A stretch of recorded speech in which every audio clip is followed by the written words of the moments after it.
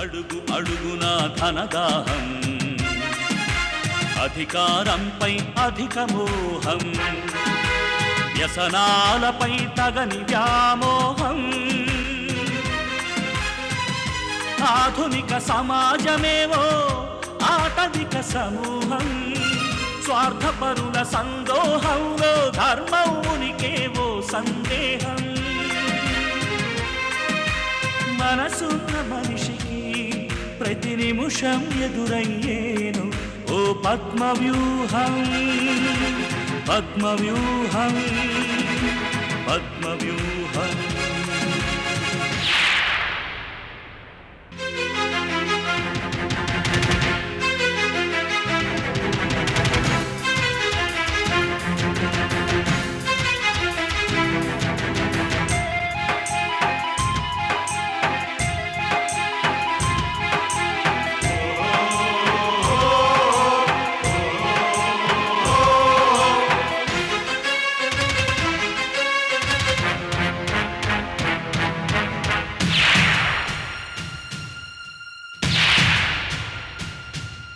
ప్రతి కదలిక వెనుక ఓ లాభానికై చింత, అవసరం లేకుంటే అరక్షణమైన నిలువరు నీ చెంత. ఇది కన్నీటినే వేలం వేసే కసాయి సంత, ఇది కన్నీటినే వేలం వేసే కసాయి సంత. విలువలకై వెతుకులాట నేడొక పెద్ద వింత, విలువలకై వెతుకులాట నేడొక పెద్ద వింత.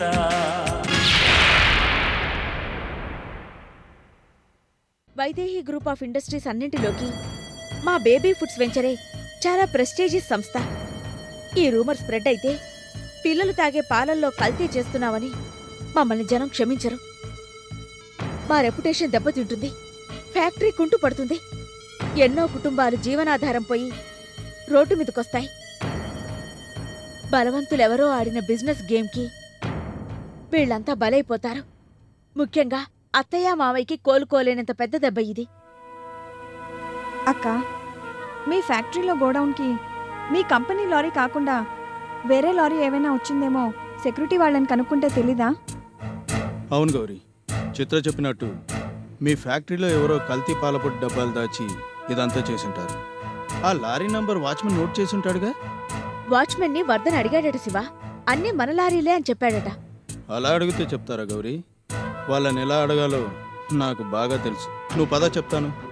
అవునక్క, నిన్న రాత్రి డ్యూటీలో ఉన్న వాచ్మెన్ని గట్టిగా అడగండి, నిజం అదే బయటకొస్తుంది. అది రాదు, నేను రప్పిస్తాగా. నువ్వు బయలుదేరు గౌరీ.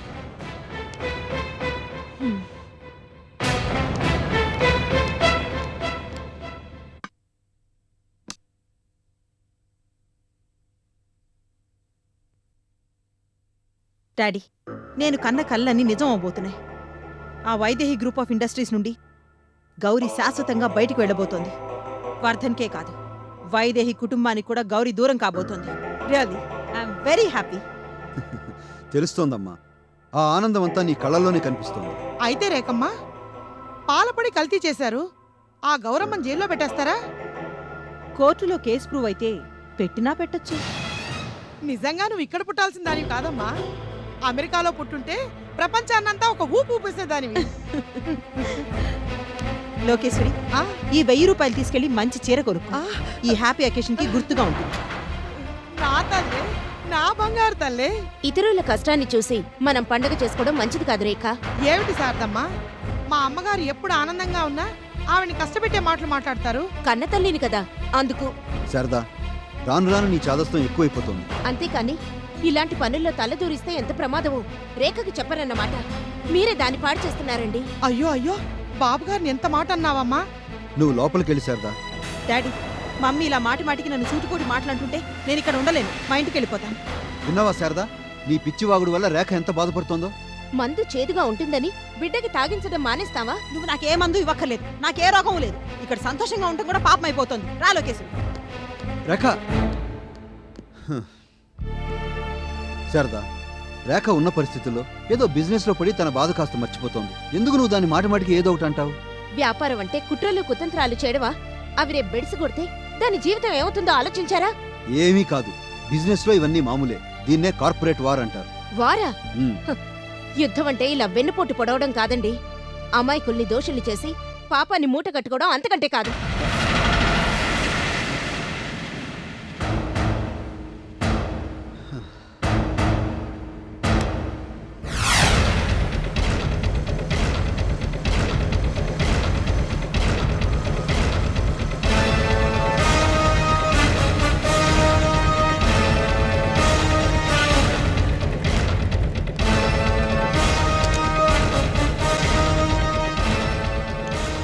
నమస్తే మేడం. మొన్న రాత్రి అదే సరుకు గోడౌన్లోకి వచ్చినప్పుడు డ్యూటీలో ఉన్న వాచ్మెన్ ఎవరు? వీరేశం మేడం. ఇప్పుడున్నాడా? ఉన్నాడండి. అయితే వెంటనే పిలవండి. Okay madam.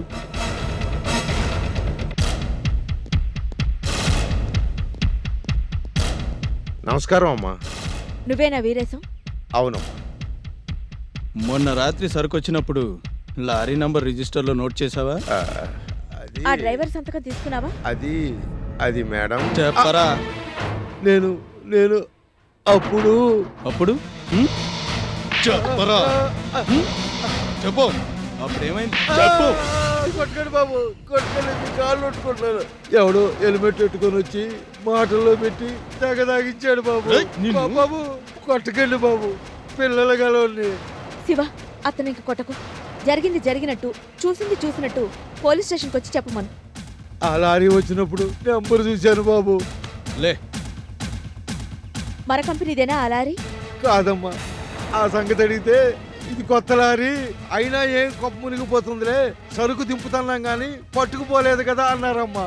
ఆ తర్వాత తాగించారా? అవును బాబు. బాగా తాగావా పీకల దాకా? అవును బాబు. అందుకట్రా మీకు జీతాలు ఇచ్చేది?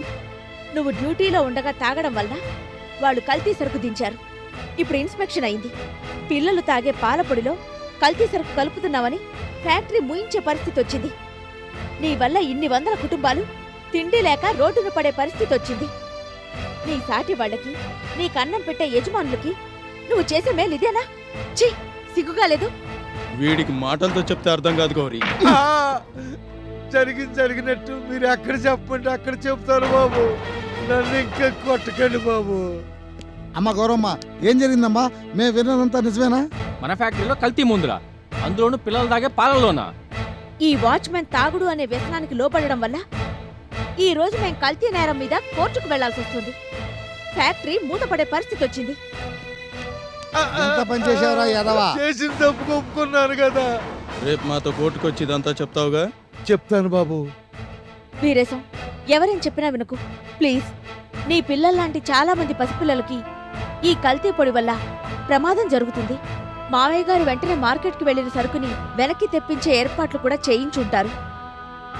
కానీ ఇప్పటికే ఎవరైనా కొనుంటే ఆ నష్టం మనం ఊహించలేం. నేను చెప్పేది నీకు అర్థమైంది కదా? ఎంత పని చేసావురా యాదవా? మన దరిద్రం పని చేత ఎదవ పని చేయించకూడదు, కష్టం చేయించాలి. తప్పు అయిపోయిందయ్యా. వీని చూసుకోండి, రేపు వచ్చి మాతో కోర్టుకు తీసుకెళ్తాం. అలాగే శివన్న. నమస్తే మేడం, మీరు నిశ్చింతగా వెళ్ళిరండి. పద శివ. ఇన్స్పెక్టర్ గారు, మా ఇండస్ట్రీస్ అన్నిట్లోకి వైదేహి బేబీ ఫుడ్స్ చాలా ప్రెస్టీజియస్ కంపెనీ. ఇంతవరకు మా ప్రొడక్ట్స్ మీద ఒక్క కంప్లైంట్ కూడా లేదు. ఇదంతా ఎవరో తమ స్వార్థం కోసం చేసిన కుట్ర. సారీ రాఘవనాథ్ గారు, నాకు పర్సనల్గా మీరంటే చాలా రెస్పెక్ట్ ఉంది. కానీ రూల్స్ ప్రకారం కేసు తేలే వరకు ఫ్యాక్టరీ తెరవకూడదు. ఇన్స్పెక్టర్, ఎండీగా నా భార్య ఇది జీర్ణించుకోలేని విషయం. ఒక్కసారి చెడ్డ పేరు వస్తే ఇన్నేళ్ల మా కృషి మట్టిలో కలిసిపోయినట్టేగా. ఏదైనా ప్రెస్ వల్ల మీడియా వల్లే సాధ్యమవుతుంది రాఘవనాథ్ గారు. మీరు కేసు గెలిస్తే మీడియా ద్వారానే మళ్ళీ ఆ విషయాన్ని జనంలోకి తీసుకెళ్లొచ్చు. బట్ నా డ్యూటీ నేను చేయాలిగా. మావయ్య, ఓ ఇన్స్పెక్టర్ గారు, మీరు కూడా ఇక్కడే ఉన్నారా? మంచిదైంది. వీరేశం రా. దండారు బాబు. గౌరీ, ఇతనెవరు? ఆ రోజు సరుకు మన గోడౌన్లోకి దొంగచాటుగా చేర్చినప్పుడు డ్యూటీలో ఉన్న వాచ్మెన్ ఇతనే మావయ్య. ఐసి ఆ లారీ నెంబర్ చూశాడా? ఆ రోజు ఇతను ఎవరి ప్రోద్బలంతోనో డ్యూటీలో ఉండగా లిక్కర్ తీసుకున్నాడట. అందుకే లారీ నెంబర్ నోట్ చేయలేదు ఇన్స్పెక్టర్ గారు. ఇతని సాక్ష్యం చెల్లుతుందో లేదో కోర్టు వారు చెప్తారు. కానీ అప్పటిదాకా ఫ్యాక్టరీ మూసేయక తప్పదు. ఇన్స్పెక్టర్ గారు, మేము నేరస్తులం కాదు. కేసు ప్రూవ్ అవ్వలేదు. ఎందుకు ఫ్యాక్టరీ మూసేయాలి? ఇది బేబీ ఫుడ్స్కు సంబంధించిన కేసు మేడం. క్వాలిటీ కంట్రోల్ వాళ్ళు చాలా పట్టుదలతో ఉన్నారు. పిల్లల విషయంలో ఎవరూ రిస్క్ తీసుకోకూడదు కదా. ఒక బాధ్యత గల సిటిజన్గా నాకు ఆ విషయం తెలుసు ఇన్స్పెక్టర్. అందుకే మా డీలర్స్ అందరికీ మెసేజ్ పంపించి మార్కెట్లోకి వెళ్ళిన సరుకును వెనక్కి తెప్పించే ఏర్పాటు చేశాను. పిల్లల ఫుడ్ విషయంలో ఎలాంటి రిస్క్కి ఛాన్స్ ఇవ్వదలుచుకోలేదు. ఇలాంటి క్రైమ్ చేసిన వాళ్ళెవరో తెలుసుకుని శిక్ష పడేట్టు చేసి తీరుతాను ఇన్స్పెక్టర్. మా ప్రతిష్టతో ఆడుకునే వాళ్ళని అంత ఈజీగా వదలను. మంచి జరగాలని ఆశిద్దాం మేడం. రాఘవనాథ్ గారు, మీరు కంపెనీ సీజ్ చేసిన విషయం వర్కర్స్కి తెలియజేయండి. ఆ పరిస్థితిని ఫేస్ చేయాలంటేనే గుండె తరుక్కుపోతుంది ఇన్స్పెక్టర్. ఎన్నాళ్ళు, ఎందుకు, మా గతేంటి అనే ప్రశ్నలు మా వర్కర్స్ అడిగితే ఏం జవాబు చెప్పాలి? వాళ్ళు ఎన్నో ఏళ్లుగా మమ్మల్నే నమ్ముకుని ఉన్నారు ఇన్స్పెక్టర్. I can understand. కానీ ప్రస్తుతం ఇంతకన్నా చేయగలిగింది ఏం లేదు. నేను వస్తానండి. వస్తాను మేడం. మంచిది. నువ్వు కూడా వెళ్ళు వీరేశం. మేం పిలవగానే వచ్చి కోర్టులో నిజం చెప్పాలి. చెప్తావుగా? తప్పకుండా చెప్తానమ్మా. వస్తానయ్యా.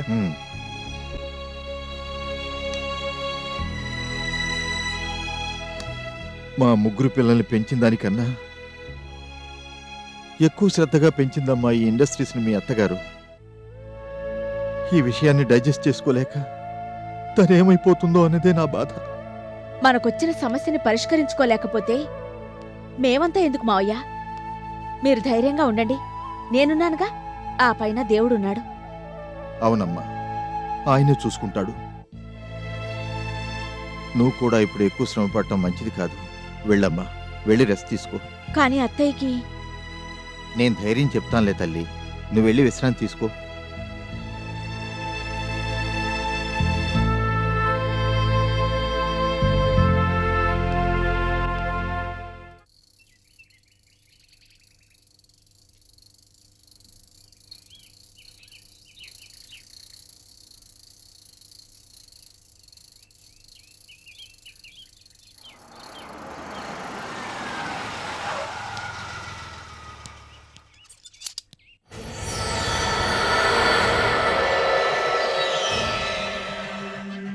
ఏయ్, నువ్వేగా వీరేశం?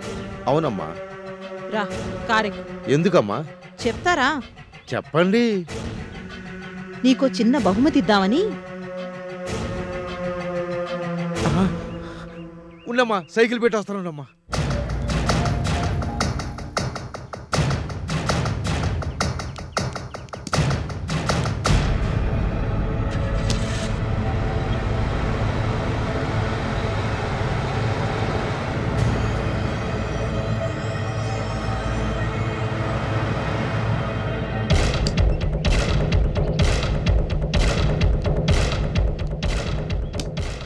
దిగు.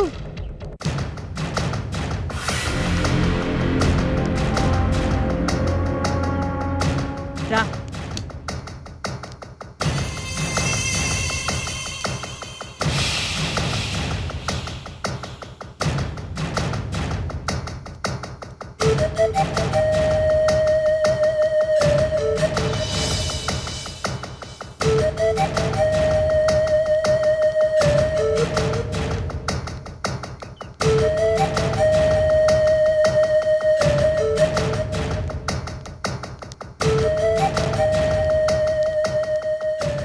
వీరేశం, అమ్మా, ఈ రోజు నుంచి నువ్వు ఇక్కడే ఉండాలి. ఇక్కడ ఎందుకు?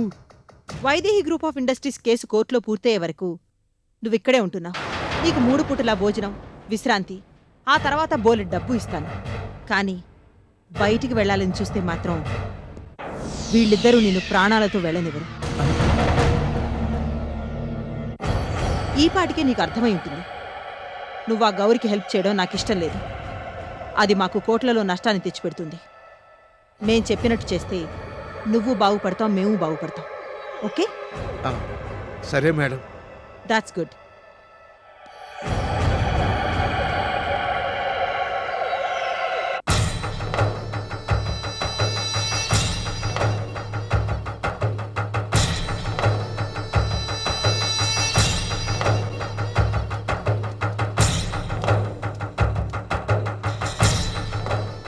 జాగ్రత్తగా కనిపెట్టుండండి. చెయ్యి కళ్ళతో కనిపెట్టుకుని ఉంటామమ్మా. ఇక్కడ పరిస్థితి గంట గంటకి నారాయణకి ఫోన్ చేసి చెప్పు. నాకు డైరెక్ట్గా ఫోన్ చేయడానికి కానీ కలవడానికి కానీ ప్రయత్నించొద్దు. వస్తాను. అట్టగనమ్మా.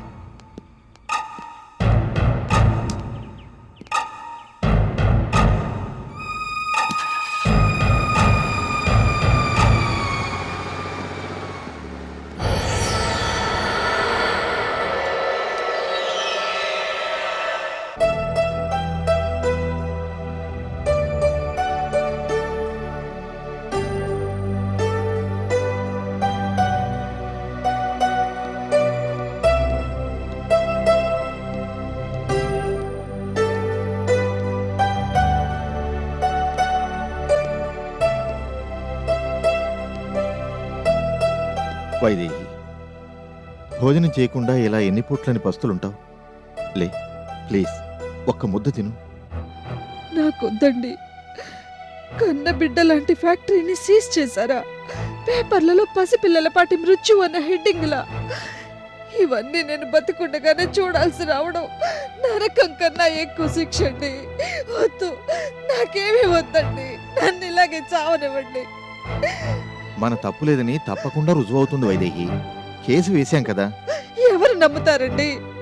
కావాలని ఎవరో బలమైన సాక్ష్యాలతో ఇంత అపవాదు వేస్తే ఎంతమందికని చెప్తావు? చెడ్డ వార్తలు అందరూ చెప్పుకుంటారు, మంచి వార్తలు ఎంతమందిని గుర్తుంచుకుంటారండి? ఇన్నేళ్ల మన కృషి, మన కష్టం, మనం సంపాదించుకున్న నమ్మకం అన్ని బూడిదలో పోసిన పన్నీరే కదండి. అందుకని ఇలా ఏడుస్తూ కూర్చుంటే జరగాల్సినవి ఆగిపోతాయా? ఆగవు. నువ్వు ధైర్యంగా ఉండు. ఇంత అనుభవం వయసు ఉన్న నాకు ఇంత బాధగా ఉంటే ఆ పిచ్చి పిల్ల గౌరీ ఎలా తట్టుకుంటుందండి? తను వచ్చినప్పటి నుంచి రాత్రింపవళ్ళు కంపెనీ కోసమే కష్టపడింది. ఎన్నెన్ని అవమానాలు ఇంటా బయట ఎదురైనా ఓర్చుకుంది. మనకి లాభాలు తెచ్చిపెట్టింది. దానికి బదులుగా తన జీవితాన్ని నష్టపోయింది.